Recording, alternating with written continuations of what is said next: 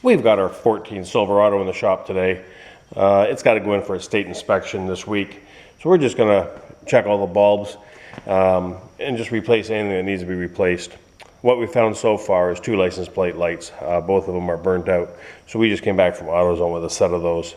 So we'll go through the steps on what it takes to replace the license plate light bulbs on a 14 Silverado. Here's the bulbs we're going to be using. They're Sylvania, long life. Part number is 2825. This is going to be a little hard to film. My hands are going to be in the way of the camera, I think. But I can walk you through it. So we're up underneath the back bumper now.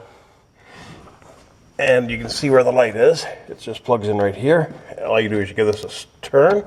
And it should pop right out. And the bulb, all it does is pulls out.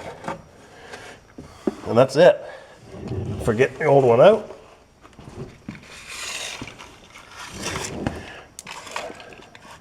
Got the new one laying on the floor here.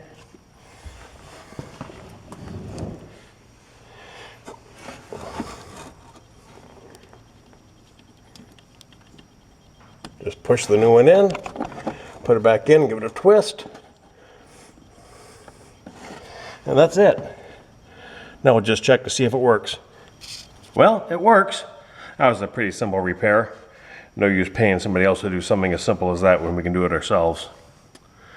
Funny thing is, on this truck, both of them burnt out at the same time, or roughly the same time.